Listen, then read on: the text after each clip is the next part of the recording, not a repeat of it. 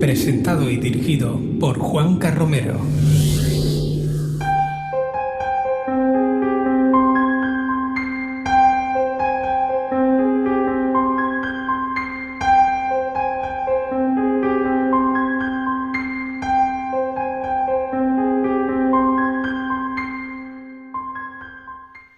Hola, buenas noches, bienvenidos, bienvenidas a una nueva entrega del programa Ángulo 13. Programa dedicado al misterio, a los enigmas, a las incógnitas, a la historia controvertida, a veces incluso a la ciencia. Pero sobre todo dedicado a las personas. Nos gusta, y especialmente esta temporada lo estamos poniendo en práctica, charlar con personas, que sí, que tienen vínculos con el mundo del misterio, que son investigadores, divulgadores, escritores, ávidos buscadores de respuesta, pero en definitiva, con la persona es con quien queremos hablar cada semana. Hace muy pocos días tuve la ocasión de charlar ampliamente con nuestro invitado, con el invitado de esta noche en Ángulo 13. Una charla distendida en la que hablamos, iba a decir de lo mundano y lo divino, pero bueno, de alguna manera sí. Esta noche nos va a acompañar Carlos Soriano, investigador, fotógrafo, miembro activo además del grupo de investigación, Clave 7. Carlos Soriano nos va a adentrar no solo por el recorrido vital que le ha llevado hasta este punto del misterio, sino también sobre algunos expedientes conocidos de Canarias. Así es que la invitación queda hecha. Bienvenido, bienvenida. Entramos en el ángulo 13 de esta noche. Nosotros lo que logramos ver concretamente fueron, una serie de luces de carácter. El hombre ante lo desconocido pues siempre tiene un cierto temor. Yo soy una de esas personas para quienes todo lo relacionado con la muerte... Habíamos visto algunas luces de estas, como si se apagaron los faros, se apagó el motor y el cassette dejó de funcionar. También los amigos de Ángulo 13, a partir de este momento ya pueden descargar el programa desde la página web. Ángulo 13.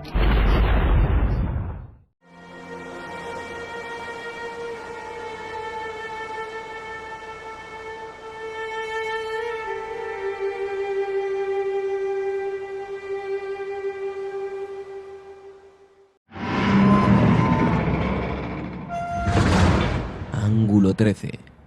Un recorrido por la divulgación de frontera. Con Juanca Romero. Pues como hemos dicho, hemos iniciado la marcha esta noche en Ángulo 13, ya lo estamos viendo en pantalla. Nos gusta acompañarnos siempre de buenos amigos, especialmente esta temporada. Quienes nos siguen nos van diciendo que la virtud de Ángulo 13 en esta nueva temporada no son tanto los temas, sino las personas que nos acompañan, el lado humano que muchos llamamos o muchos denominamos. Tiene el lado humano, por supuesto que lo tiene también. Carlos Soriano, buenas noches. Muy buenas noches y gracias por lo de humano. Pero, hombre, tú como el resto tendrás tu lado humano. Unos tienen más que otros, pero tú tienes tu lado humano, Sí, por sí, supuesto. sí. Y además fíjate que es una cosa que saldrá mucho a la luz, que es algo que he ido descubriendo pues en el campo que vamos a tratar esta noche, ¿vale? El lado humano de la gente, ¿no? El lado más humano de lo que es la investigación de los fenómenos llamados paranormales o las anomalías o como quieran llamarlo. Porque es cierto, y entramos en materia, Carlos, es cierto que muchas veces se pierde el norte, quien recibe la información, pero lo que me parece realmente grave, quienes generamos la información o quienes investigan, se pierde a veces el norte de que estamos hablando con seres humanos, con personas que nos cuentan una vivencia. No estamos hablando con bichos ni con historias para escribir un libro. Exacto, y eso es un... A ver, ahora mismo ya hace ya un tiempo, sobre todo en las redes sociales, es un medio que utilizamos todos en realidad para promocionarnos, y los grupos que nos dedicamos a este tipo de cuestiones, pues más todavía. El caso está en que hay una enorme profusión de grupos. En nuestro programa de radio, Clave 7, hermano de Ángulo 13, pues procuramos dar un espacio de vez en cuando a nuevos grupos de investigación, conocer sus protocolos, entablar pues así relaciones, por decirlo así, entre grupos. Y que siempre se aprende con lo que otros investigan. Y nos damos cuenta de que hay bastante más entusiasmo que criterio, quizá, cosa que el criterio se puede aprender, ojo, ¿vale? Si quieren, por supuesto, que todo es electivo. A veces hay mucha más ilusión que metodología, eso también es cierto. Hablabas tú ahora, mencionabas una palabra que realmente no está muy de moda, de hecho hay quien no sabe lo que significa, que es la palabra protocolo. Cualquier investigación, y ahora te lo pregunto claramente a ti porque hay que decirlo, Clave 7 en Canarias, a mí que se me enfade quien quiera, es el grupo más disciplinado, activamente, digamos, más serio que hay en investigación del mundo del misterio. Hablabas de protocolo. ¿Siempre hay un protocolo para una investigación? ¿En todo tipo de investigación? Sí, por supuesto, y yo creo que debería, ¿vale? Te explico un procedimiento, ¿vale? Tú también investigas para tus libros, por ejemplo, y para algunas temáticas relacionadas con tu programa de radio. Tendrás tus métodos, ¿vale? Cuando le entras a alguien en un bar, o lo citas en un bar y lo invitas a tomar un chupito para ver si se ablanda un poco y te cuenta su historia, ¿vale? Eso también es protocolo, eso es parte de la metodología. Decía Juan José Benítez que a investigar se aprende investigando. Y este tipo de cuestiones se añaden de un modo u otro. Es el libro pequeñito, el libro de Petete, que cada investigador va aprendiendo sobre la marcha. Pero eso también es protocolo. Luego, si hablamos en palabras mayores, cuando nos enfrentamos con un testigo, con alguien que acude a ti, o tú vas detrás de él para que te cuente su historia, a poquito que te enfrentes a eso te darás cuenta de que puede haber reticencias, porque no te conoce, no sabe con quién está hablando, qué vas a hacer con su historia. Todos estamos cansados de ver a ciertos sonajillos en televisión, en los medios de comunicación, haciendo tonterías. Y a nadie le gusta que le traten de loco en los medios de comunicación. En fin, te das cuenta de que te enfrentas con un ser humano con el que tienes que tener mano izquierda, ¿de acuerdo? Claro. Eso de una parte. De otra, ese señor o esa persona, esa mujer, ese testigo te cuenta su historia, ¿vale? ¿Qué haces con ella? O sea, tienes que pensar cuál es el siguiente paso, ¿vale? Desde el punto de vista de la divulgación, un periodista, pues, su trabajo es contar la historia, ¿de acuerdo? El trabajo de la investigación pasa primero, o debería pasar primero, por tratar de determinar si parte de lo que esa persona cuenta hay algo de comprobable o algo de falseable, por decirlo así. Quizás estos son términos demasiado cientificistas, pero a fin de cuentas, si lo que queremos es buscar la verdad, hay que pasar por ciertos filtros que son necesarios. Claro, y ahora de hecho hacías una distinción, yo llevo años haciéndola, pero la tendencia general es a mezclarla, la distinción, la diferenciación entre un divulgador, periodista o no divulgador, y un investigador. No necesariamente deben ir unidas, necesariamente no es lo mismo. No, ni mucho menos. Hay grandes investigadores en España, por englobar a todo el mundo, ¿vale? Para que nadie se me ofenda, que publican de vez en cuando. Palabras suyas, por ejemplo. Hay grandes investigadores que jamás han publicado un libro y jamás los verás en los programas prime time que podemos ver en televisión, ¿vale?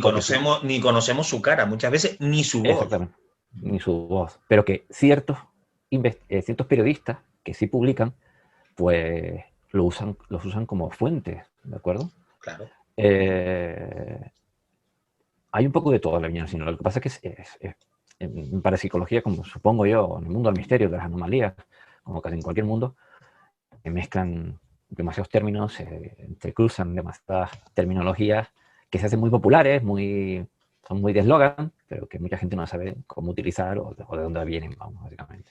Y tú, Carlos Soriano, es más investigador que divulgador, más divulgador que investigador, mitad y mitad, ninguna de ellas no, porque yo sé que lo eres, pero ¿con qué te quedas?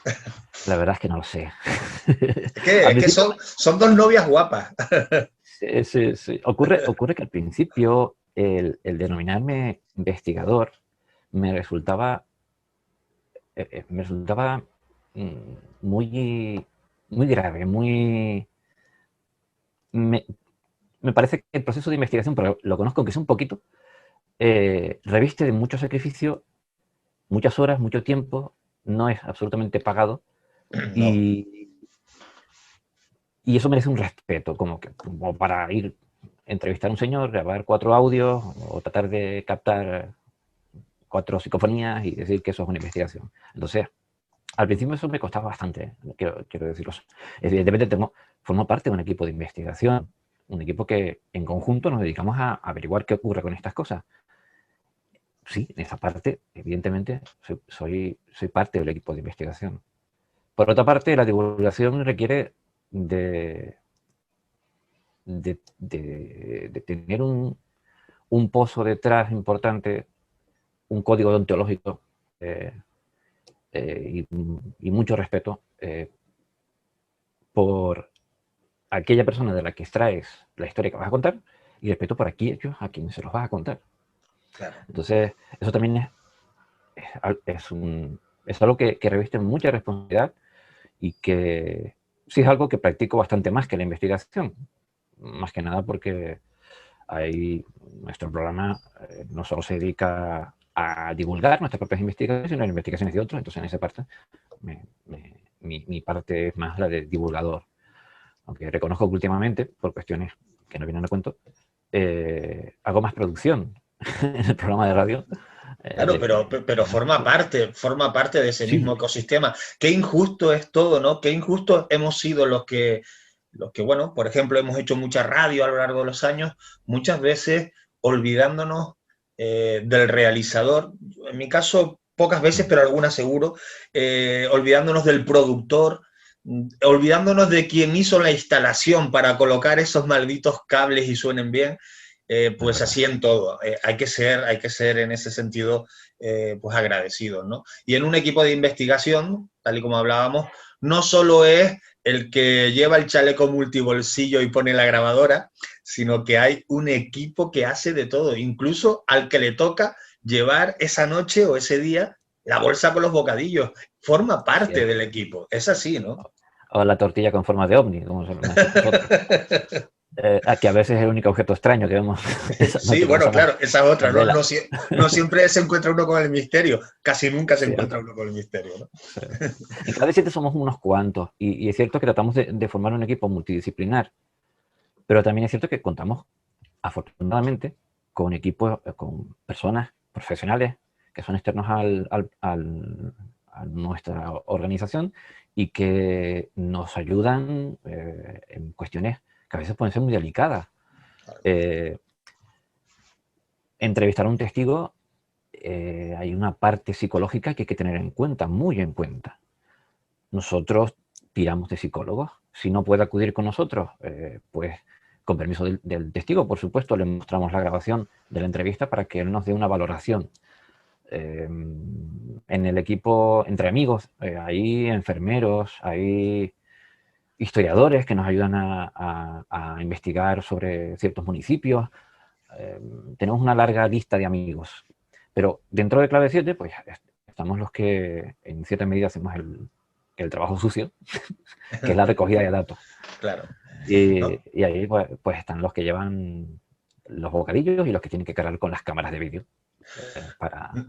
Nos decía hace algunos meses, en esta misma temporada, en este mismo programa, Nandi Álvarez, con quien charlamos ampliamente también, nos decía que Clave 7, más allá de un grupo de inquietos buscadores de respuesta, es una familia. Y lo importante en esto, Carlos, yo te lo voy a preguntar a ti, es que cuando he ido hablando con cada integrante, ya no en el programa, sino porque somos amigos y a veces, pocas, tristemente, pero coincidimos, todos se ponen de acuerdo en decir lo mismo que Nandi. Es que se sienten, son una familia. Somos una familia. Y eso, bueno, en alguna ocasión lo hemos hablado tú y yo, lo hemos comentado y sí, yo lo siento así. Cada uno de los que formamos el equipo de Clave 7 hemos llegado, o por lo menos, a lo del núcleo antiguo, aunque deduzco que hay gente nueva, evidentemente, pero deduzco que hay una parte también en esto, los que nos dedicamos a algo tan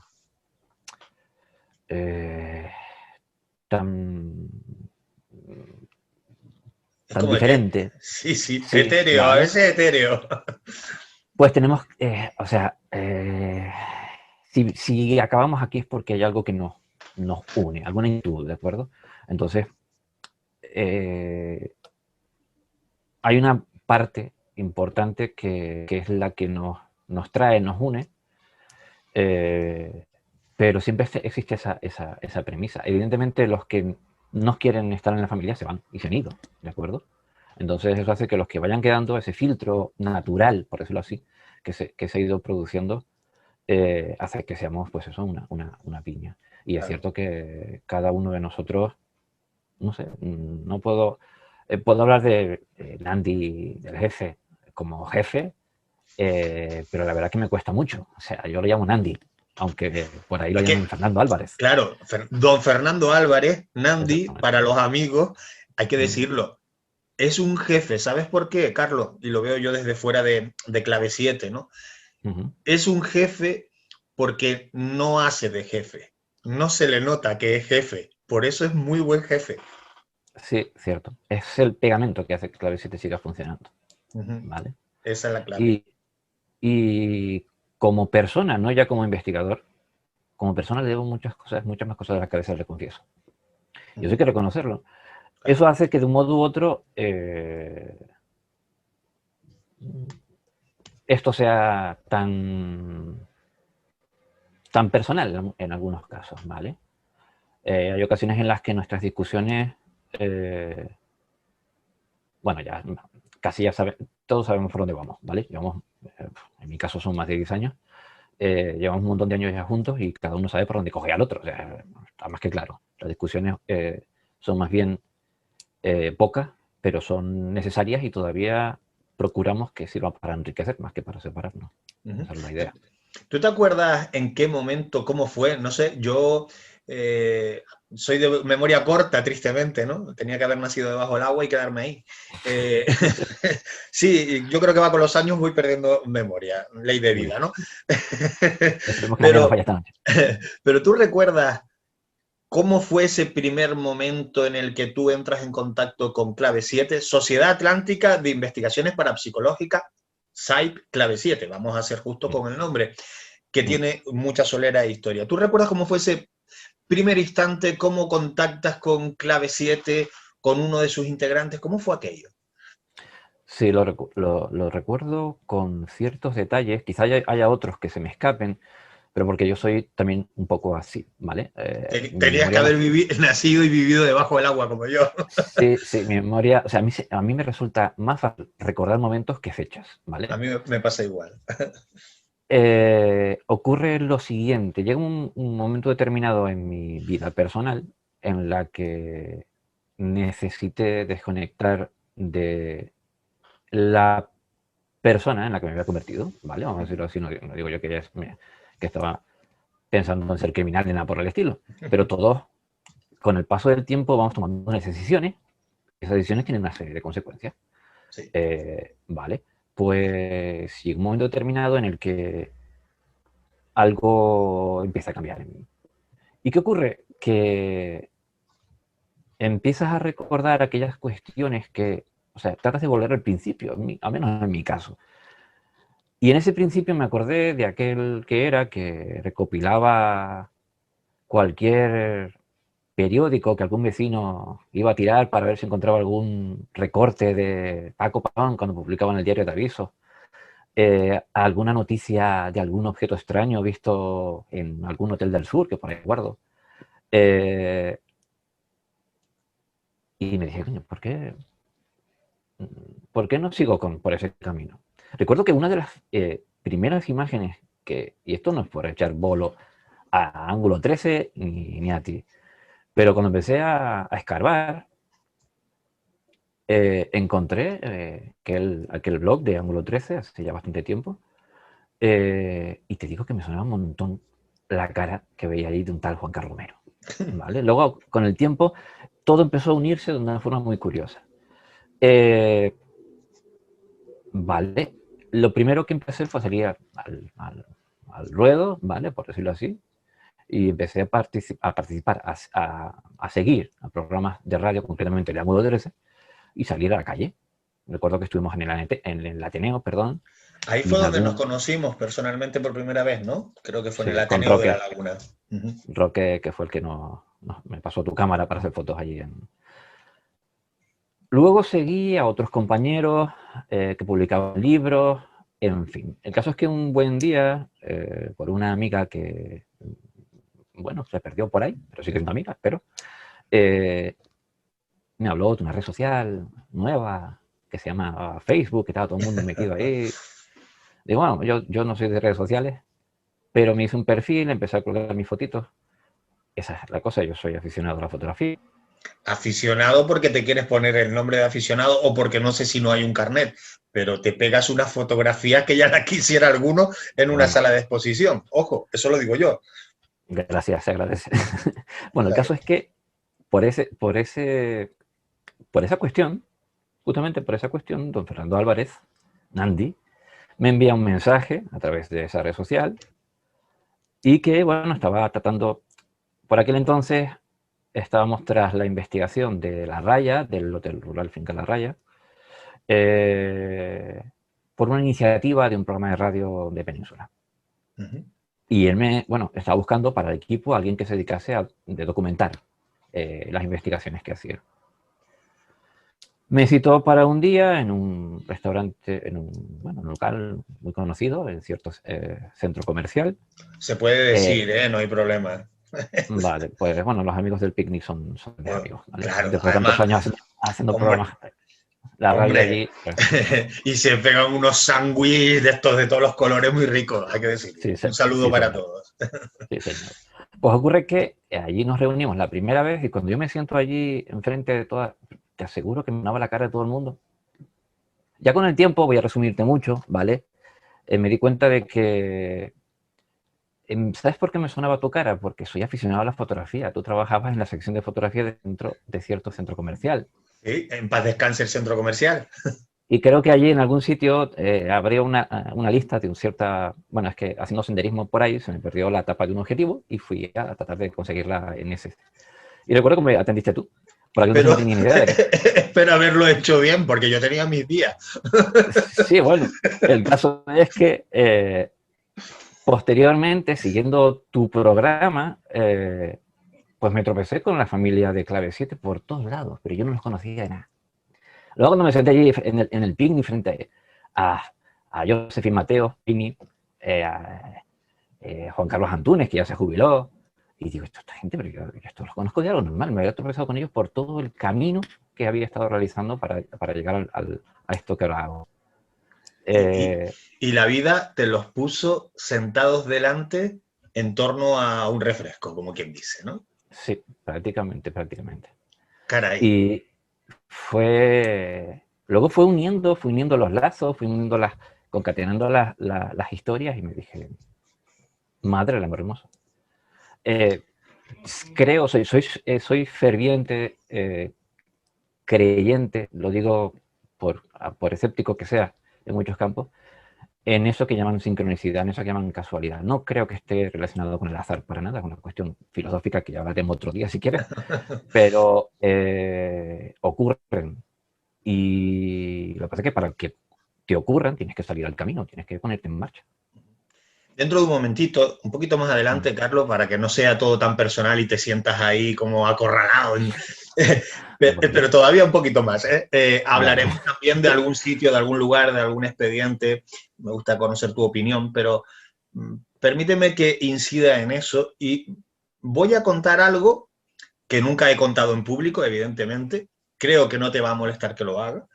De hecho, yo en privado lo he hecho con Fernando Álvarez, con Nandi, lo he hecho muchas veces, se lo he comentado, algunas por lo menos, y que creo que habla a las claras de tu integridad y de tu, vamos a decir, vínculo con Clave 7, ¿no? De lo estrecho que es. Si miento, me lo dice. Es cierto, yo pregunto, que hace unos años ya, de esto, pues se nos va la vida rápido, durante muchos meses, incluso en ocasiones llegué a ser cansino, intentando traerte para el equipo de Ángulo 13 y quitarte de Clave 7, y tú me decías siempre, Oye, con mucha elegancia hay que decirlo, que no. Pues sí, es cierto. Total, absolutamente cierto. Es cierto. Sí, Es sí. que eso no, es que tú lo verás normal, pero a ver, no el hecho de que hayas dicho que no, que yo lo veo perfectamente, cada uno hace lo que le da la gana en la vida, sino yo lo que quiero premiar aquí o de alguna manera destacar es, caray, pues ese vínculo que es envidiable respecto a un equipo al que pertenecía. Otros podrán hacer la lectura de que yo iba de cabroncete a intentar quitarte, ¿no? Eso es otra historia. Yo para mí quiero siempre los mejores, ¿no? En fin, eso es así, ¿no? Te agradezco por la parte que me toca. Pero es verdad, yo ya tenía muy claro la razón por la que formo parte de Clave 7, ¿de acuerdo? Hay una parte muy personal por la que estoy... Quitando aparte esta... Bueno, que también hay cuestiones personales, esas inquietudes personales que uno tiene con referencia al mundo de lo espiritual, quizá, y al mundo de las anomalías. Hay otra parte que también es muy personal y eso nunca lo he perdido de vista. Oye, Carlos, ¿se hace buena divulgación de temas fronterizos, divulgación de temas del misterio en España? Generalizar nunca es bueno, pero bueno, vamos a hacerlo. Es decir, generalizando, ¿se hace buen periodismo, buena divulgación de lo insólito en España? Eso sí es una pregunta difícil. Es chunga, ya lo sé. Yo también lo hago y sé que cometemos un montón de errores. Y aunque no los reconozca continuamente o durante nuestro programa, o sea, sí los comentamos a título personal cuando hacemos el feedback interno de cómo van las cosas. Con lo cual sé que no es fácil, ¿vale? Hay que tener muy claro las directrices fundamentales, el respeto, esa responsabilidad de la que te mencionaba antes. Si tú eres divulgador, te debes al oyente, te debes a quien te escucha. Y debes respetar no ya sus creencias, que también, sino su libertad para pensar lo que quiera, ¿de acuerdo? Nosotros no estamos aquí para aleccionar a nadie, en Clave 7 nunca nos hemos ocupado de decirle a la gente lo que tiene que pensar. Si Clave 7 no está para adoctrinar a nadie. No, ni mucho menos. De hecho, no debemos estar nadie para adoctrinar a nadie, ¿no? Ningún divulgador, por supuesto. No, los divulgadores están para contar lo que pasa, desde mi punto de vista. Sí, es así. Pero sí es cierto que hay una parte que quizá por desconocimiento, ojo, porque esto también hay una parte de educación, ¿de acuerdo? Tú también te encargas y sabes los errores que puede cometer un divulgador, porque te dedicas incluso a enseñar a otros divulgadores. Hay una parte de educación, ¿vale?, que creo que es importante, sobre todo si te quieres enfrentar y te quieres sentar delante de un micro para contar tu opinión sobre las cosas. Pero también hay una parte importante de respeto y eso está claro que no todo el mundo lo tiene en cuenta. Esa es una barrera que yo admito haber traspasado muchas veces, ¿no? La barrera de, ¿cómo decirlo? Olvidarte es lo último que debes hacer. Olvidarte del oyente o del televidente para dar protagonismo a aquello que no le interesa incluso al oyente, ¿no? Ese es un error en el que es fácil caer muchas veces, ¿no? Y eso hay que aprenderlo, es cierto. Te preguntaba por el estado de salud de la divulgación. Fíjate que esto lo vamos a apretar un poco más. El estado de salud de la divulgación del misterio en España. Te pregunto lo mismo, pero ¿y la divulgación en Canarias? Se suele decir que somos 4 gatos, que tampoco es justo. Hay mucha gente que hace cosas. Si no es por una radio, es en un periódico, o en una revista, o simplemente en un blog, que es igual de digno, ¿no? ¿Estamos en el mismo punto? Es decir, ¿practicamos lo mismo que en el resto del Estado o aquí vamos en otra línea? Yo creo que hay de todo en todos lados. Pero sí es cierto que quizá por referencias, tampoco voy a señalar a nadie, bueno, hay quienes se pretenden autodenominar como representantes isleños del misterio de Canarias, ¿vale? Cuando hay misterio para todo el mundo y todos estamos en esta cuestión. Si alguien realmente merece ese título, yo creo que serían aquellas personas que son testigos del misterio, de los misterios de Canarias, ¿de acuerdo? Claro. Pero bueno, nosotros nos encargamos en teoría, de investigarlo en nuestro caso y de divulgarlo también cuando se precia. En ese sentido, bueno, ahí entran cuestiones derivadas que no tienen nada que ver con el misterio de lo paranormal, quizás sí con el misterio de la psicología humana, más bien. Ya entramos en historias relacionadas con egos y con creencias establecidas sobre lo que se supone que es mío y lo que se supone que es de otro. En fin, que ahí no suelo entrar, o sea... Lo sé, no, lo sé, mi trabajo, ni te voy a forzar a que entre, ni mucho menos. Mi trabajo como investigador no entra por ahí. En cuanto a la divulgación,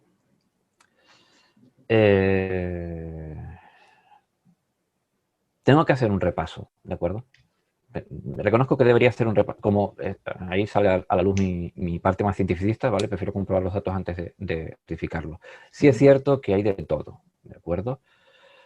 Hay pequeños grupos que pretenden y se autodenominan investigadores y que cuelgan investigaciones grabadas en vídeo que honestamente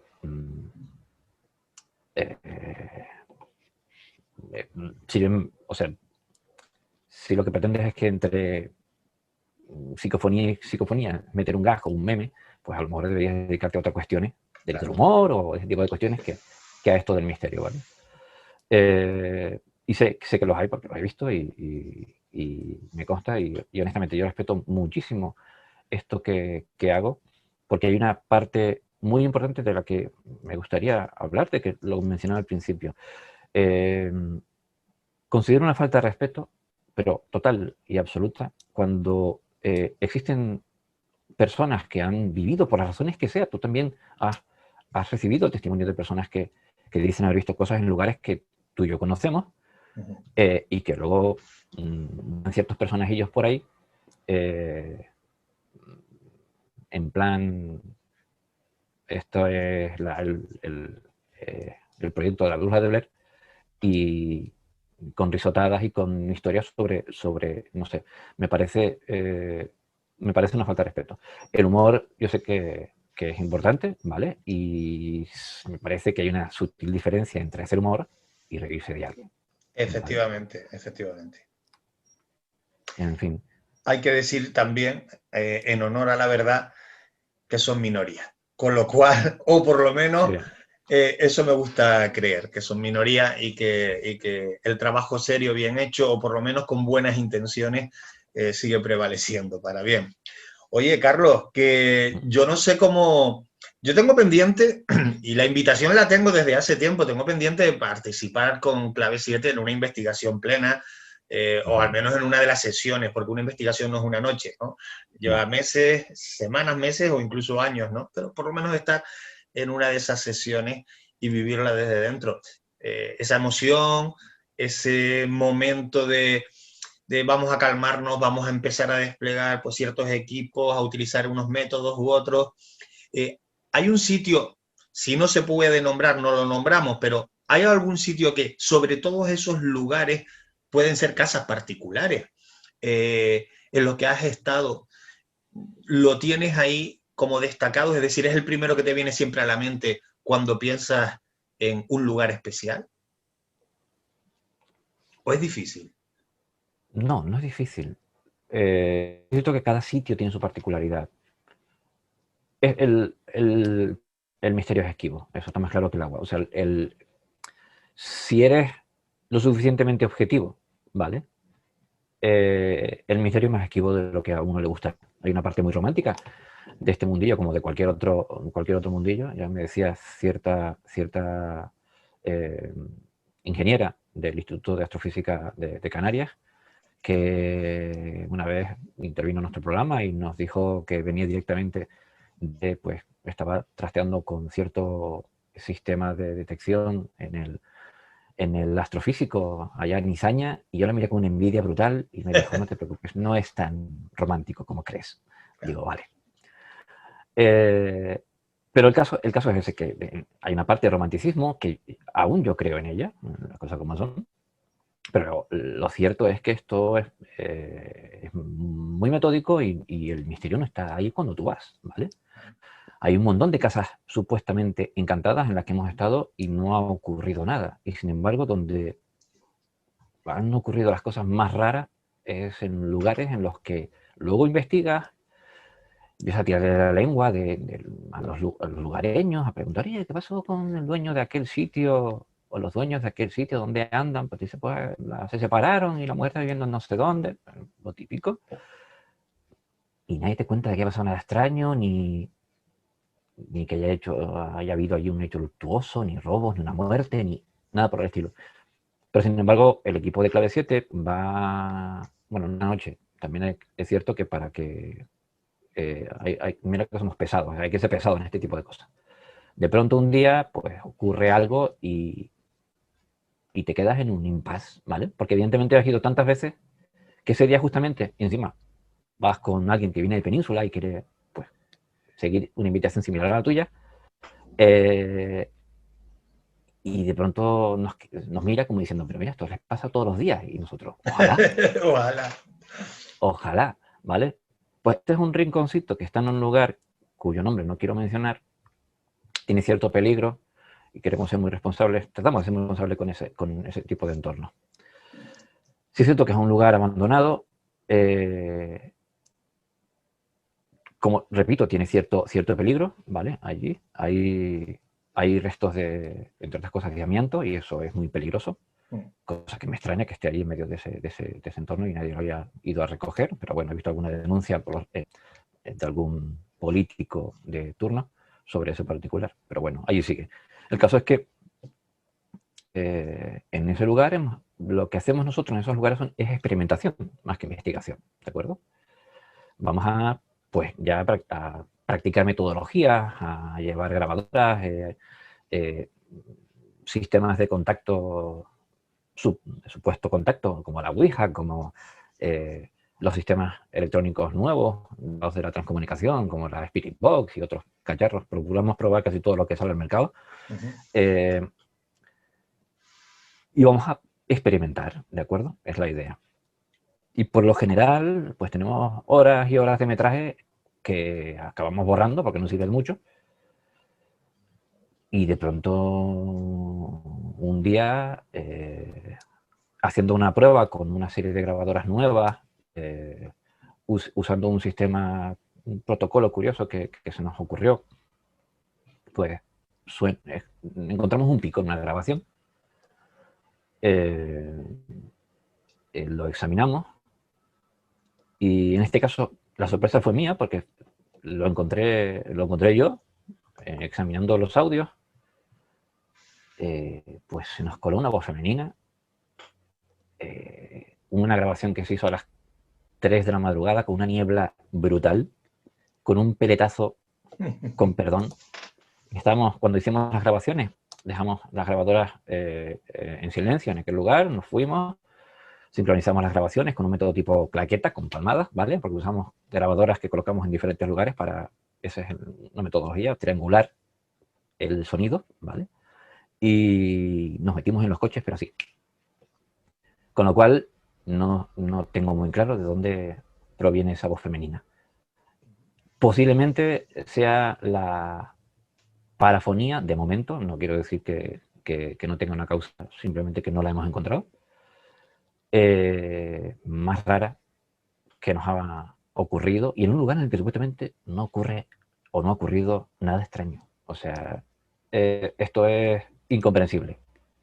Y luego hay sitios icónicos que bien conoces, que son clásicos, que salen en libros, salen en reportajes, en los que nunca hemos ni siquiera olfateado el misterio. Sin embargo, tienen un halo porque alguien sí ha tenido la fortuna de toparse con él, ¿no? Esto ocurre mucho, ¿no? Oye, no sé hasta dónde, pero creo haber leído, de hecho haberlos escuchado a ustedes en alguna ocasión, hablar de un sitio Yo digo que está en tierra de nadie porque está entre Santa Cruz y La Laguna, aunque en realidad eso ya es Santa Cruz, ¿no? Me refiero al Centro de Iniciativas Turísticas, el CIT, el antiguo Fielato, ¿no? Creo que así se llamaba.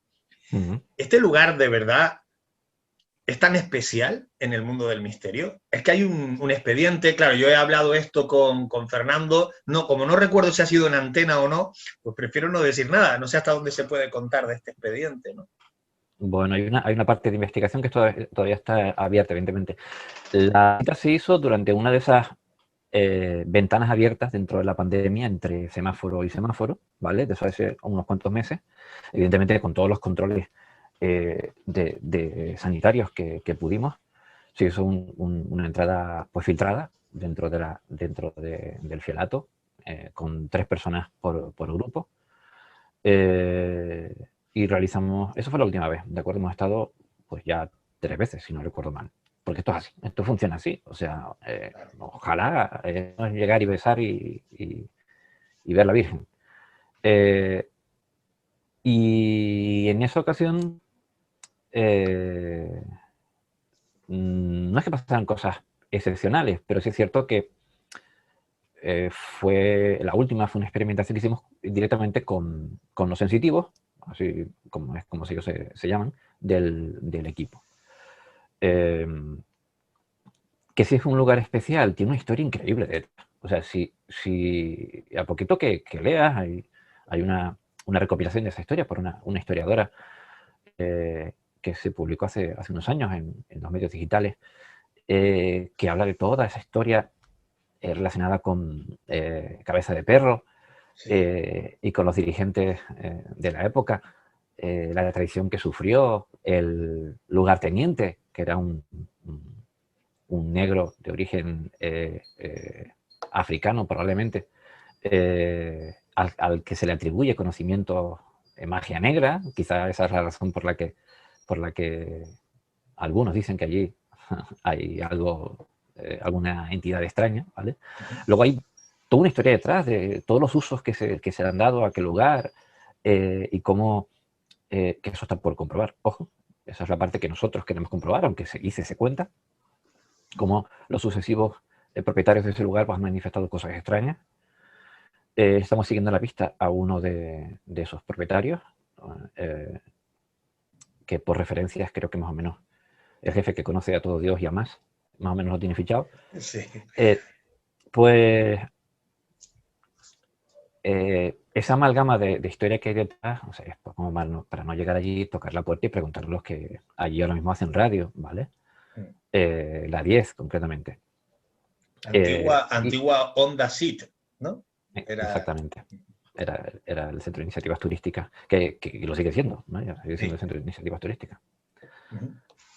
Allí tenemos una grabación muy curiosa. Tuvimos una grabación una de las tantas veces que fuimos.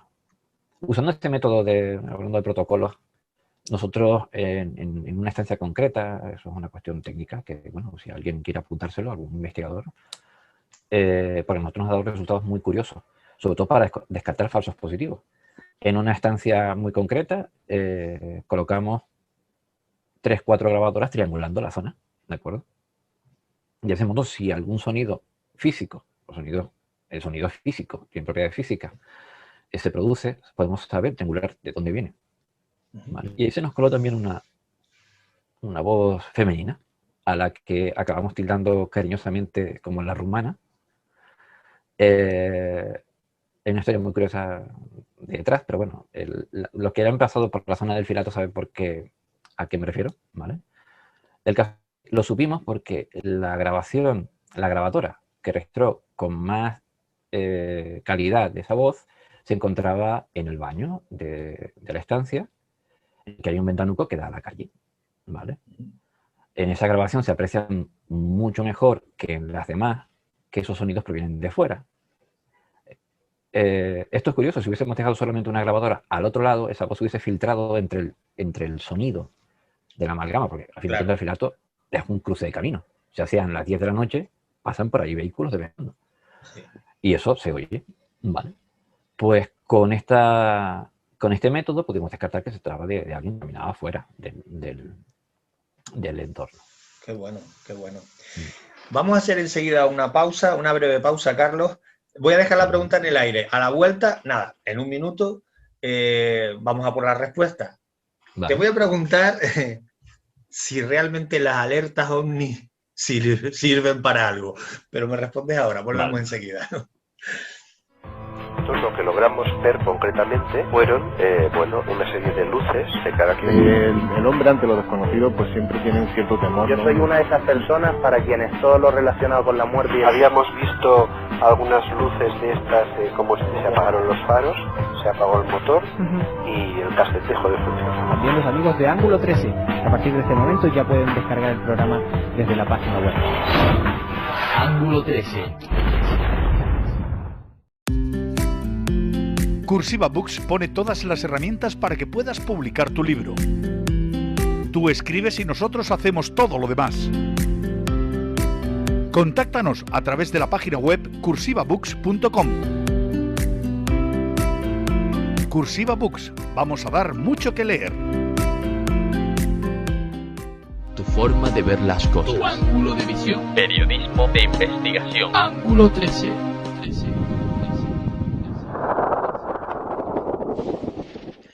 Que nada, que ya estamos de vuelta, es que no da tiempo ni siquiera a levantarnos a beber un vaso de agua, lo intentamos.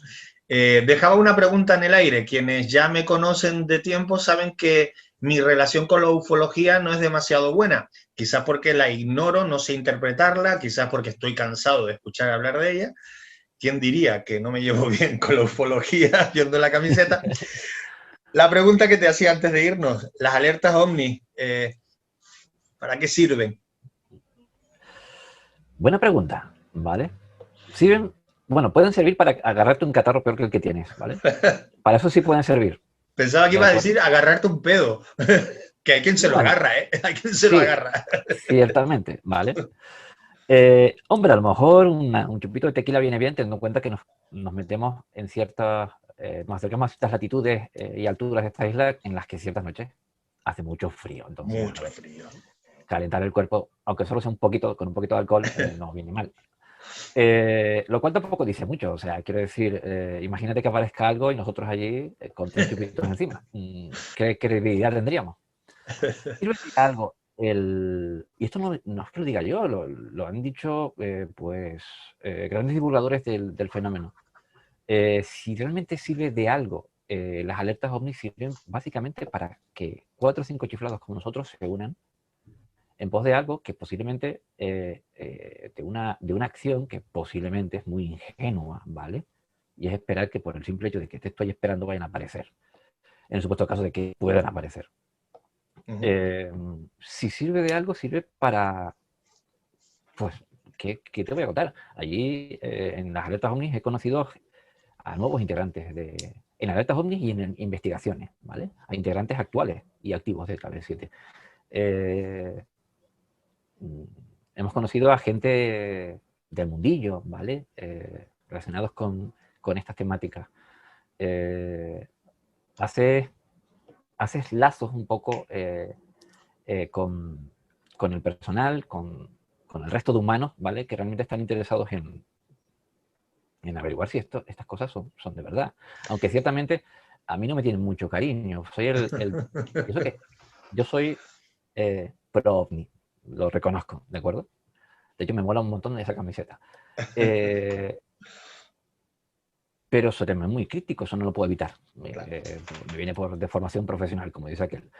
Entonces, me tienen un poco de miedo, soy un poco debunker cuando vamos de alerta OVNI, ¿vale?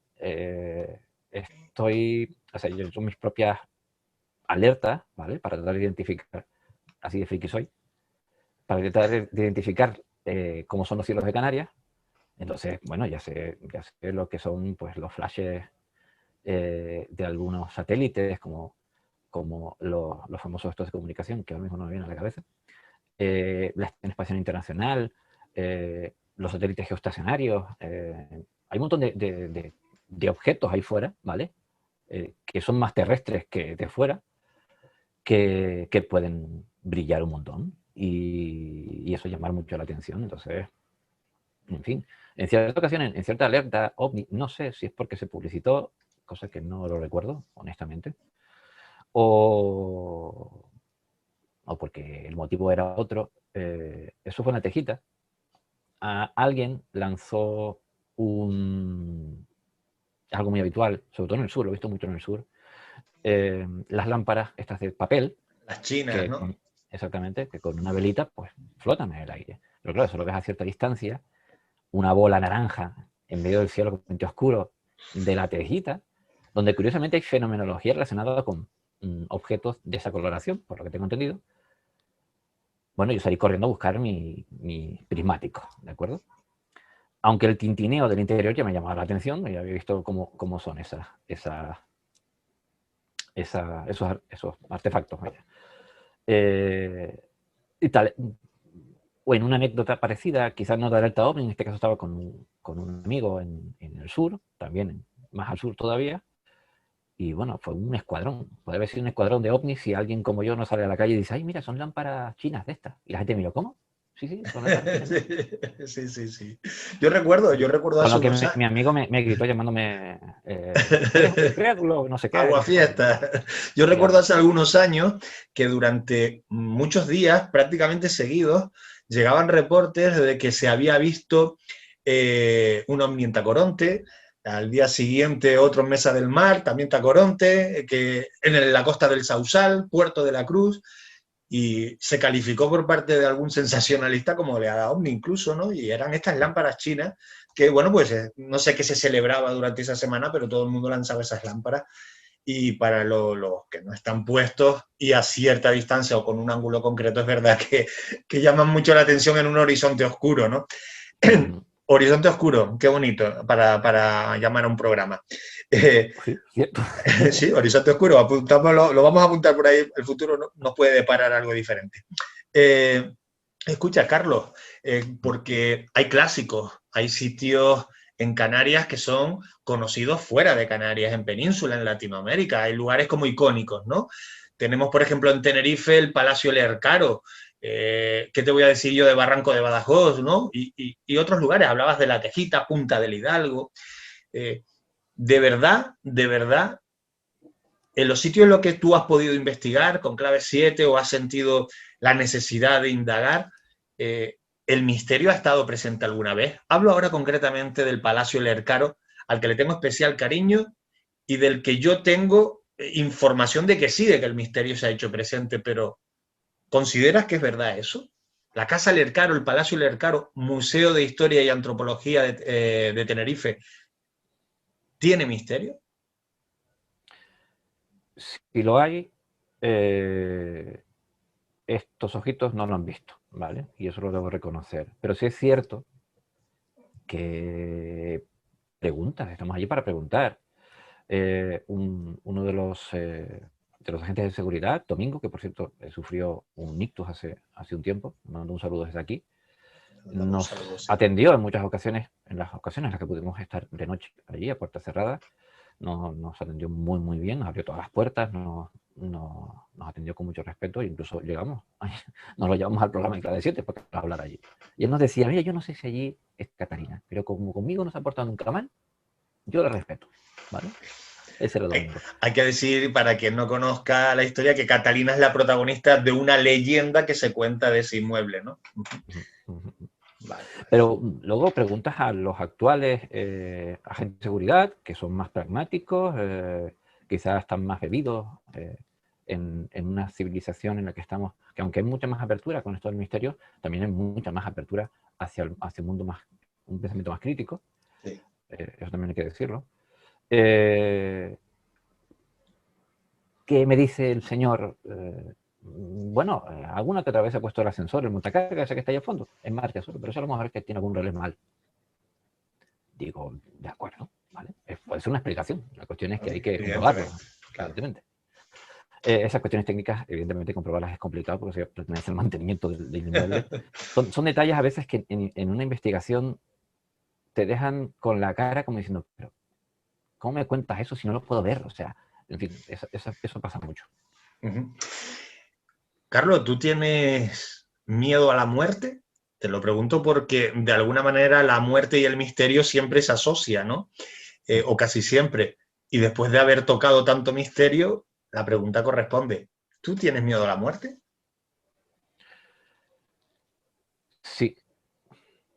Quizá por el hecho de que no la entiendo, ¿vale? Quizás esa es la razón. Yo, a casi todo aquello que no entiendo me da miedo. Entonces supongo que esa es la razón, ¿de acuerdo? Hablo de supuestos porque eso pertenece también a cierto ámbito de una persona de la que por lo general no nos paramos a pensar. Pero es parte de la vida, eso no es indudable. Pero lo he pensado y hay una cosa una deducción a la que he llegado. O sea, una parte de los fenómenos que investigamos, evidentemente, Sociedad Atlántica de Investigaciones Parapsicológicas, pues investigamos fenómenos paranormales y entre ellos está pues todo relacionado con la fantasmogénesis, ¿vale? El espiritismo, disciplinas similares, pues hablan de que nuestra psique no se pierde, o sea, seguimos siendo nosotros cuando dejamos el cuerpo físico. De hecho, tú lo sabes, el espiritismo clásico llama a los muertos los verdaderos vivos, ¿vale? Yo he llegado a la conclusión de que si creo en estas cosas es por necesidad, porque necesito creer en ello. Y lo digo honestamente, o sea, es la verdad. O sea, si he elegido creer en este tipo de cosas, lo he hecho por pura elección personal y porque prefiero pensar que hay otro camino, otra respuesta. Qué bueno. ¿Y qué opinión te merece y si es transmitible? Bueno, antes que preguntarte eso, te diría si tú alguna vez te has sentido atacado, precisamente por dedicarte a esto o hacer este tipo de divulgación, investigación. ¿Tú te has sentido atacado? ¿Desde fuera, desde dentro?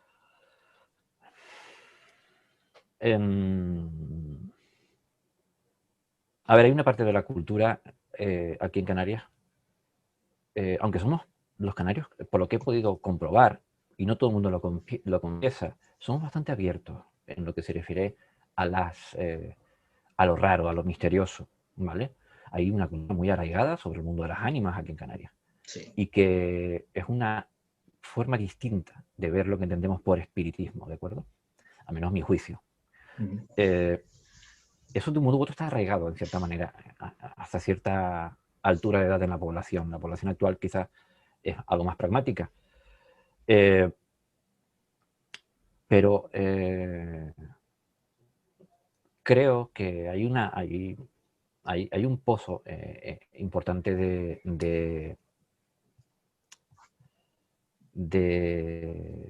fenómenos que de un modo u otro quedan en que son parte del anecdotario familiar de muchos de los canarios. Entonces, en ese sentido es complicado determinar qué parte pertenece a lo no comprobable, qué parte pertenece a las creencias particulares de cada uno, o qué parte es concretamente algo extraño. O sea, claro, pero tú sabes que para recibir un ataque, quien lo envía, puede ser con intención o sin intención.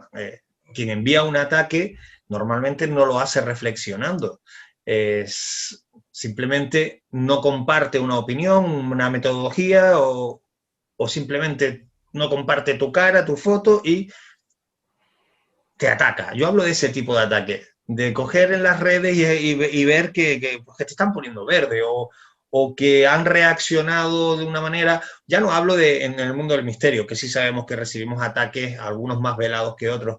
Incluso en el entorno de los amigos, la gente cercana, ¿tú te has sentido incomprendido? Ya no atacado, sí. Incomprendido. Incomprendido, sí, eso sí. Atacado, a ver, no solo tender demasiado a eso, lo reconozco, no quiero decir que vaya sobrado, simplemente es que no tengo tiempo, lo reconozco, ¿vale? No tengo tiempo. Y hemos sido objeto de algún artículo de periódico por parte de algunos que pertenecen a grupos organizados de escépticos, o menos es como se denominan. Pero me da un poco igual. He leído esos artículos y me resultan igual de divertidos que cualquier otra crónica. Las cosas como son, ¿vale? Yo sé cómo hago lo que hago y por qué lo hago. Ellos no. Y ahí tampoco se los puedo recriminar. O sea, que opinen lo que quieran opinar. Nos han llamado espiritistas, ¿vale? un grupo de espiritistas han estado en el Museo del Caro. En fin, el espiritismo es una doctrina a la que respeto mucho. Hay cosas que no comparto, pero no soy espiritista, ¿vale? También hemos ido al aeropuerto con nuestros uniformes y las operarias nos dicen, pues, un grupo musical. Nosotros, sí. No, o sea, que no. Sí, hemos recibido ese tipo de ataques, pero sí, honestamente, incluso algún que otro compañero del mundillo nos ha avisado, oye, mira que lo que se ha escrito por aquí de esto, pero me da un poco igual, o sea, no tengo tiempo para eso. No. Fíjate que escuchándote estoy viendo una persona saludable. Lo mejor para la salud es esto que acabas de decir y doy fe, que precisamente por no haberlo practicado, ¿no? Si quieres ganar salud hay que aprender a estar al margen de todas esas, no lo voy a calificar de chorrada, de todas esas historias que se forman alrededor de uno. Que no lo quiero dejar pasar, Carlos, que tú has estado allí como yo. Y claro, a mí me gusta saber qué opinan los demás, porque llega un momento en que cuando tú te involucras demasiado en un expediente, en un lugar, puedes llegar a perder el horizonte, la perspectiva real, ¿no? ¿A ti qué te sugiere el barranco de Badajoz? Más allá de un entorno natural, que hay que decirlo, y que me disculpen, no es de los barrancos más bonitos de Tenerife, ni mucho menos. Pero, no, los hay mucho más bonitos, pero sí, ¿qué te sugiere? ¿Qué te dice a ti el barranco de Badajoz? A mí siempre me ha sugerido un lugar hay puntos concretos. Yo he visitado el barranco de Badajoz a cualquier hora del día. Yo seguro que no tantas como tú, pero unas cuantas veces he estado por allí. Y hay puntos concretos que me resultan hasta calmantes, por decirlo así, ¿vale? Hay puntos concretos que me sé, que cuando voy me siento en una piedrita y dejo pasar el tiempo un rato. Más allá de toda la fenomenología que se cuenta, evidentemente. Sí. Quitando esa parte, a veces no sé de dónde le viene tanta fama extraña. Las cosas como son. No he sido, supongo que por eso, porque no he sido testigo directo, a pesar de mi insistencia, de los fenómenos que allí se cuentan. Sí es cierto que de forma colateral he visto, presenciado otras cuestiones, que sé que algún que otro ha salido disparado al escuchar lo que son las guañaguañas. Yo el primero. La primera vez, Carlos, la primera vez que yo fui al barranco de Badajoz, precisamente, hace muchos años ya esto, ¿no? Porque me habían dicho que habían unas esferas que salían en las fotografías, bueno, las famosas orbs, ¿no? Y yo les hablaba de cuestiones más técnicas, ¿no? Le decía, bueno, el reflejo de bla, bla, bla, bla, ¿no? Pero fui a comprobarlo. Claro, yo no había vivido nunca con las guañaguañas, ¿no? Nunca había tenido el honor de conocerlas, ¿no? Y se hace de noche y las empiezo a oír y yo le decía a mi compañero Juan, digo, coño, yo estoy oyendo a un niño llorar y él me decía, no, eso son las parandelas. Bueno, resumo, la sensación que tuve, Carlos, en esa primera ocasión, luego aprendes, era de que esas aves no estaban volando en lo alto, no, me estaban tocando el pelo con su vuelo, fíjate la sugestión, y me eché a correr de noche sin linterna, barranco abajo, no me maté de milagro, pero vamos, forma parte de ese ecosistema, la guaña. Sí. Hay una sonoridad brutal allí, ¿vale? Brutal. Y pasan por posiblemente estén a 10 metros de altura, pero el eco hace que parezca que están pues pegados a tu cabeza. Y encima no sabes por dónde vienen. O sea, es realmente desconcertante. Sí. En medio de esa circunstancia, estuvimos persiguiendo, fíjate, en una ocasión, una de las cosas que a veces hacemos es perseguir a gente que asegura estar en contacto con lo que sea.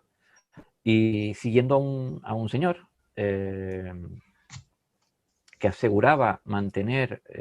ser una especie de medium, de canal, para ciertas entidades, ya sean extraterrestres, como el famoso, y hablo del famoso médico sudamericano, José Gregorio. En fin, a grabarlo y a seguirlo en una noche de estas. Y en medio de la cuestión pues aparecieron las guañaguañas, que muchos no sabían si era un presagio de más allá o qué. En fin, fue una experiencia curiosa el ver a un individuo que sabes cómo habla, a qué se dedica y todo esto, y de pronto parece utilizar un lenguaje diferente o un... Es muy, muy curioso. No digo yo que realmente estuviese contactando, pero es una experiencia, ¿no? A fin de cuentas, ¿vale? Y en esas estábamos cuando aparecieron las guañaguañas, fíjate tú, qué cosas. Algo debe haber en ese lugar porque hablabas tú ahora de personas que buscan contactar, ¿no? A mí me ocurrió, creo que creo que sí, que lo incluí en el libro en su momento, un grupo, yo me llevé el susto y ellos también, ¿no? No nos esperábamos, ¿no? Un grupo de personas con sotana, con unas túnicas, ¿no? Y bueno, mi intención fue recular antes de que me vieran, pero me vieron y me acerqué. Y entonces pues estuve hablando con ellos. Conclusión, estaban esperando el contacto con una deidad extraterrestre que, según me decían, habían concretado que ese día, en ese momento, allí iba a producirse aquello. No tuve la ocasión de que me invitaran, yo también respeté la situación y seguí subiendo, ¿no? Seguí subiendo, pero no bajé, esperando a ver si veía el platillo o algo. No ocurrió, pero es verdad que convoca, igual es como tú dices, no sabemos por qué de esa forma tan grande, convoca a mucha gente buscando el misterio, y esto en los 90 se acentuó, pues ya viniendo Jiménez del Oso a visitarlo, aquello ya se difundió de una forma más superlativa, etcétera, ¿no? No obstante, es un lugar que invito a la gente a que visite por el simple hecho de lo que tú decías, de encontrarse con uno mismo, pues está bien, se suma, ¿no? Antes de quitarte más tiempo, que te voy a quitar nada, 5 minutos, Carlos, que es de noche, que en fin, que no quiero abusar. La Casa Fuset, que también sé que la conoces perfectamente, que han hecho trabajos allí. Yo he estado en muy pocas ocasiones, creo recordar, si no son 3, no más. Pero sí sé que Clave 7 ha hecho trabajos serios allí, a diferencia de otros, ¿no? La Casa Fuset, o llamada Casa Franco, habría que discutir eso también, ¿no? Sí. ¿Tiene misterio o tiene aspecto de tener misterio? Allí nos ha pasado cosas raras, pero también es cierto que es lo que, como te digo, o sea, algunos de los chicos del equipo de 7 han pensado en llevarse un colchón y guardarlo por algún rincón de aquel barranco. ¿Para quedarse a dormir allí? Sí. Sí, pero por la cantidad de veces que hemos ido, ¿vale? Ya conocemos cada rincón. Había una ocasión en la que ya por último íbamos identificando los nuevos grafitis que veíamos en la pared, ¿vale? La lista de las próximas raves y ese tipo de cosas. No porque quisiéramos asistir, sino para saber que estaba disponible. ¿Y qué ocurre? Que bastantes veces al lugar, que a veces llegas a una conclusión, o sea, o el misterio es esquivo, ¿vale? O no está. A veces tienes que planteártelo, ¿vale? Hay ocasiones en las que hemos salido allí absolutamente desilusionados, o sea, de pensar ¿para qué estamos aquí helándonos el culo cuando aquí no pasa nada, ¿vale? Pero hay otras ocasiones en las que te llevas un susto, ¿de acuerdo? Yo allí me llevé un susto, uno de los sustos más tontos, pero un susto a fin de cuentas. Entre las experimentaciones que hacemos, nosotros ya hacíamos estas experimentaciones de aislamiento sensorial antes de que se hicieran muy populares en ciertos programas televisivos. Y la razón es muy curiosa, la razón por la que, aunque en la televisión, pues como que no se explica demasiado, porque la gente se somete a eso, ¿vale? Una de las razones principales, nosotros usamos como método de medición propia, porque nuestra actividad, nuestra sugestión, está presente siempre que vamos a cualquier sitio. Claro. Entonces, es una forma de medirla, ¿vale? A mí me ha ayudado, por ejemplo, a conocerme. Yo soy bastante susceptible, digamos, a ciertos entornos, las cosas como son, y no porque tenga capacidades extrasensoriales.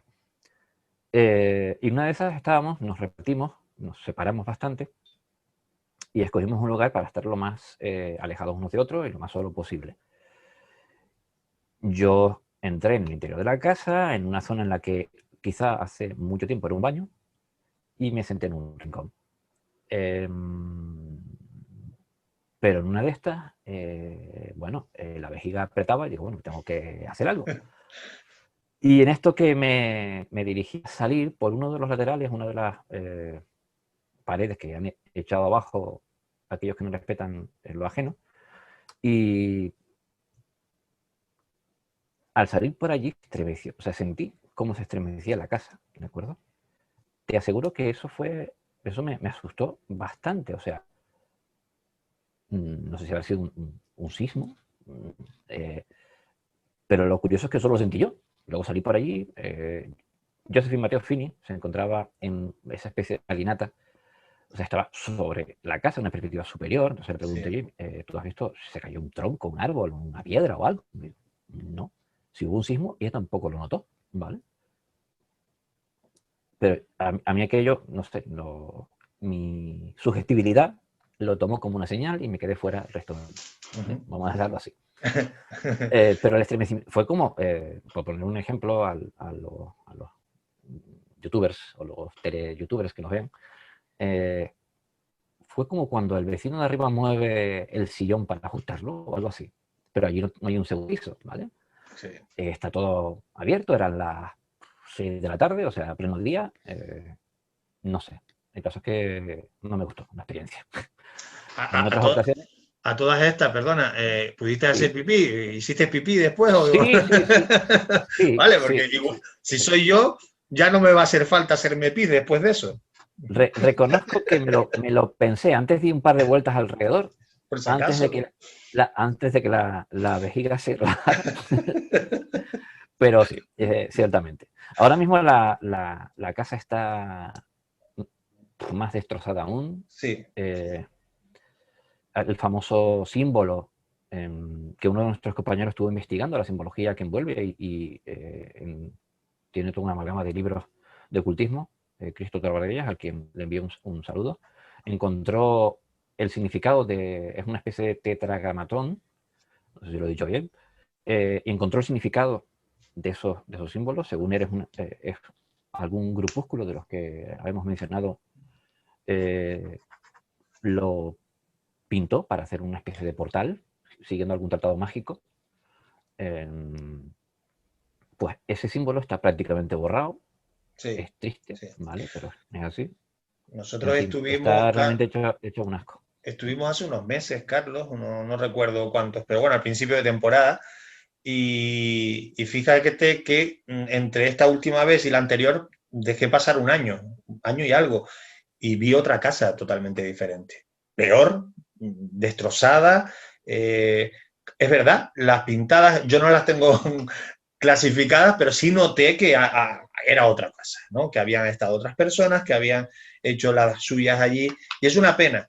Es una pena porque al margen de la historia que se le relaciona, si es real o no, la leyenda, la presencia de Franco o no, como inmueble histórico en un lugar tan especial como ese, yo creo que merece mayor respeto, ya digo, por las instituciones y por supuesto por la gentuza que va allí a armarla y a liarla, ¿no? Qué pena, hay un punto en la historia que yo considero posiblemente el verdadero gran misterio de esa casa, ¿de acuerdo?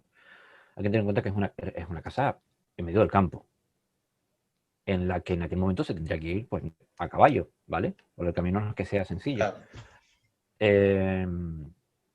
Hablamos de los años 40, 50, era un lugar apartado para el esparcimiento, ¿vale? Fuset, el teniente coronel, lo tiene por su mujer, que era hija de Benito Pérez Armas, si no recuerdo mal. Sí. Por aquel entonces las mujeres no podían tener propiedades, entonces pasaba eso. Lorenzo Martínez Fuset es uno de los personajes oscuros de la transición a la democracia en España. Cuando estuvimos investigando, nos dimos cuenta de que historiadores que estaban siguiendo ese tramo de la historia de la democracia en España se encontraron con muros en la administración sobre biografías que nadie sabía nada, historias que se habían perdido por los pasillos, o sea, en fin. Lorenzo Martínez Fuset se le pierde la pista en Las Palmas de Gran Canaria. Acabó sus días trabajando como... él era jurista, era abogado, trabajando como notario, no recuerdo mal, algo que ya era antes de que Franco lo fichara y lo convirtiera en teniente coronel. Pero ese señor mandó a fusilar a mucha gente, a un montón de gente, ¿vale? La Gomera, hay historiadores de La Gomera que tienen blogs enteros dedicados a las víctimas que ese hombre mandó a matar. Y ese señor vivió allí, o por lo menos pasó ciertos momentos de su vida. Claro, las malas lenguas dicen, un lugar tan apartado, ¿vale? Evidentemente, para irse allí con la familia, tampoco lo ibas a utilizar como para llevarte a cualquier contrario del régimen de Franco y pegarle 2 tiros. Pero ¿quién dice lo contrario? O sea, los lugareños, según nos han contado los lugareños, el barrio que está abajo, los viejos cuentan que cuando se montaban fiestas allá arriba, hasta tiritos se oían, ¿vale? En fin. Claro. Hay que decirlo, este personaje durante un tiempo estuvo muy cerca de Franco. Se cuenta, no sé si me equivoco, tú me rectificas, que incluso cuando Franco viajaba a la península, dejaba, entre comillas, a cargo, a cuidado de este hombre, de Fuset, a su propia esposa y familia, ¿no? Que, vamos, un poco en ese sentido. No hablamos de un cualquiera. No, en el levantamiento de Franco, parte desde aquí en las raíces, se reúne con todos sus generales. Hay fotografías, tengo libros de ese momento histórico. Y Franco viaja a Península desde aquí con personal de aquí, y aquí deja a su mujer en casa y a cuidado de Lorenzo Martínez Fuset. Luego, cuando Franco consigue el poder, lo nombra directamente teniente coronel y jefe de 2 departamentos del gobierno inventados, ¿vale? Que se encargaban básicamente de vigilar y ajusticiar a los contrarios al régimen, ¿vale? Que era lo llaman los sublevados, ¿vale? En fin, la triste historia de todo esto es que muchos de esos sublevados tenían 19 años y simplemente pues le gustaba la poesía, por ejemplo. Hay un chaval que estuvieron buscando en otro lugar que también investigamos, el cementerio de San Juan Bautista, en La Laguna. Ahí estuvimos buscando, entre otros, los restos de un chaval de 19 años que, bueno, quería ser poeta. Pero por lo que se ve, lo que escribía no hubo el régimen y acabaron con él. Y así todavía está buscándolo para enterrarlo. Y así conocemos muchas historias que se habrán, algunas de ellas, inflado por el paso del tiempo y de la tristeza y desesperanza de muchas familias, pero historias que sitúan a algunos vinculados al régimen tirando sacos en la punta del muelle, sacos con cuerpos fallecidos, cuerpos muertos, asesinados por el régimen. Eso daría para un programa. Estaré pendiente a ver si Clave 7 lo emite, porque a mí se me hace muy grande eso. Seguro que sí. Prefiero escucharlo. Oye, Carlos, que podríamos hablar de 1000 cosas más. Es lo de siempre, ¿no? Falta la cervecita o el refresquito y los amigos se ponen a hablar y amanece. Pero quería robarte una horita, un poquito más de tu tiempo. ¿Te has sentido cómodo o tengo que borrar algo? Fíjate que lo estoy diciendo ahora. No tienes que borrar nada, lo que he dicho es lo que pienso, y si hay alguien que se ha sentido ofendido, pues sencillamente lo siento. O sea, es lo que pienso, no tengo la intención de convencer a nadie. Sé, si alguien quiere dudar de mi palabra, no creo que llegue a dudar más de lo que lo he hecho yo. Ese ejercicio ya lo tengo más que masticado. Y si ofendo a alguien con la verdad, el problema es mío. El problema es de quien se ofende. Efectivamente. Si hay algo que envidio de Carlos, yo no sé de envidiar mucho a nadie, pero si hay algo que envidio de Carlos es ¿cómo decirlo? La tranquilidad con la que nos cuentan las cosas, la tranquilidad con la que se enfrenta a las cosas y la tranquilidad con la que vives las cosas. Eso sí te lo envidio. Ojalá yo pudiese. Amigo, de verdad, un placer como siempre. Gracias. Un abrazo, buenas noches. Un abrazo. Tu forma de ver las cosas. Tu ángulo de visión. Periodismo de investigación. Ángulo 13.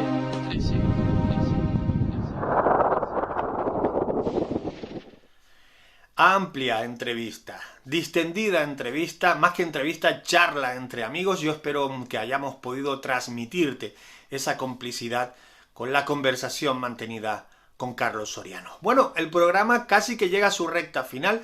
Hay que decirlo, está siendo una semana intensa, estamos ahí en la mitad, ni para ti ni para mí, pero estoy seguro que tendrás muchas cosas por descubrir todavía en los días que resta de la presente semana. En el próximo programa Ángulo 13, es decir, dentro de 7 días, vamos a sorprenderte. ¿Con qué? Con una tertulia. Ya sabes que aproximadamente una vez al mes nos adentramos en la conversación múltiple y llenaremos esta pantalla con buenos amigos, buenas amigas del misterio. Tendremos una interesante tertulia. No quiero desgranarte todavía quiénes son los integrantes o quiénes van a ser, pero ya te digo que son todos muy conocidos. Volvemos en 7 días. Yo, mientras tanto, voy a aprovechar para leer algunos libros que me han ido llegando y que ya va siendo hora de que les dé protagonismo, porque me parecen muy buenos trabajos y además sé que soy muy cansino con lo de los amigos, pero es que están escritos por amigos. Estrella Martín Asirón, Desvelando el misterio. Posiblemente lo vayas a ver del revés, porque estoy haciendo este vídeo desde un teléfono móvil con la pantalla invertida, pero ahí más o menos te haces a la idea de este magnífico libro de Estrella Martín, Desvelando el misterio, que sé que le ha dado mucho trabajo, pero también ya le está dando muchas satisfacciones. Y además siempre es un placer que te envíen los libros dedicados. Yo para eso soy muy fetiche. También he recibido otro libro de otro gran buen amigo, el libro de Ángel Beitia, Recónditos enigmas a la luna de Valencia, con esta nueva edición ampliada, súper trabajada, editada por Guante Blanco. Bueno, pues Ángel Beitia nos va a llevar por Valencia, pero sobre todo por sus misterios. Y por supuesto, también me gusta leer un libro que en las primeras páginas haya una dedicatoria cuando viene por parte de un amigo. Muchísimas gracias. También es un libro que voy a leer, que en parte ya tengo leído, pero que ya, sin haberlo acabado, puedo recomendarte a todas luces. Y bueno, de misterio no va, pero me apetecía un montón enseñarlo. Los pregones en la historia de las fiestas de San Diego. Esto se refiere a un barrio que hay aquí en mi municipio, en San Cristóbal de la Laguna, un barrio al que tengo especial cariño, al que quiero un montón, hay que decirlo.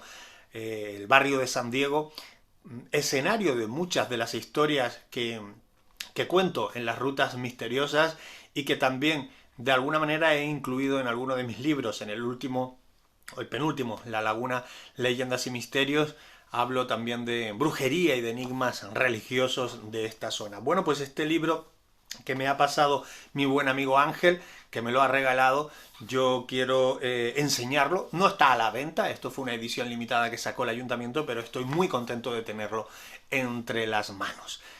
No te quepa la menor duda, historias que se recogen aquí, tarde o temprano acabaré contándotelas también a ti. Bueno, que me enrollo, que nos vamos, que ya son horas, que quizás no has cenado, quieras cenar, en fin, que quieres ver algo por la tele.